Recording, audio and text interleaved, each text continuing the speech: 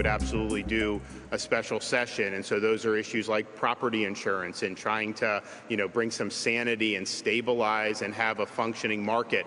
I'm confident that we're going to be able to get that done. Governor Ron DeSantis calling for a special session of the legislature as Floridians continue to deal with a property insurance crisis. Republicans did not jump on board to adopt one next month, but there's still a chance the governor will in fact make it happen. CBS 4's Joe Gorchow is live tonight on why the time to act is now before this situation really becomes catastrophic. Joe. Jim, rising property insurance rates are consuming so much of our conversations at home these days.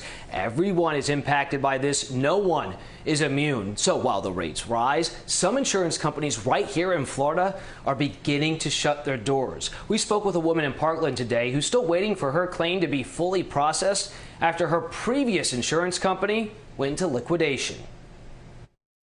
Essentially, I'm still in the same spot. Last December, Mimi Bright had friends over when she noticed her carpet was squishy. I was walking with bare feet on my carpeting and I heard squish. A leak was discovered in her bathroom, which damaged the floors and left behind mold. What happened next? Carpeting ripped up, pieces of wooden floor removed. Walls were ripped out to fix piping and get rid of the mold. Well, fortunately, this was my first experience with something of this scale. Bright's insurer at the time was Avatar. They eventually issued a claim check, but Bright could not cash it. Avatar's financial accounts were frozen, entering liquidation last month. Then she got a notification. It said, one, you have 30 days to get a new policy. She had to go to the Florida Insurance Guarantee Association. FIGA covers claims for insolvent members. Bright's still waiting for her claim to go through. And with an unresolved claim, she said it was nearly impossible to find a new insurer.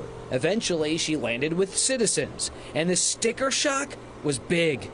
Her Avatar policy from 2021 compared to her Citizens jumped up 62% to $7,430. The financial hardship, and it's huge. Over a $3,000 increase for me is a lot. And Bright's not alone.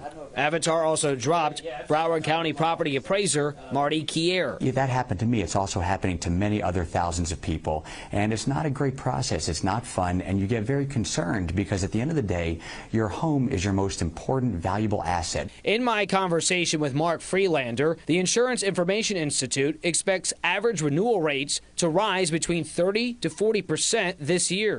Many families can't afford this, and their only choice is going to be to sell their home. Freelander says 8 to 10 insurance companies in Florida are in a volatile financial position. He calls this a man-made crisis. This is not a natural disaster caused by two factors: rampant roof replacement fraud schemes and runaway litigation filed against insurers. Over 100,000 property claims lawsuits were filed in Florida last year. According to the Institute study, Friedlander says no other state had more than 900. People like Bright are caught in the crosshairs of litigation and rising insurance rates. People aren't sure what the solution is and whether things will change or get better. So I think that's adding even more concern.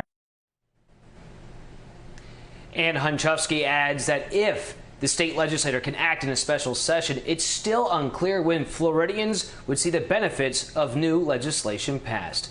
Joe Gorchow, CBS 4 News Tonight. Joe, complex problem for sure. The housing crisis is hitting our community hard and in different ways, leaving many desperate for help. That's why CBS 4 wants to hear what you're going through or how you have navigated the system. We will highlight these issues and work to get answers and solutions. So send us an email to housing@cbs.com.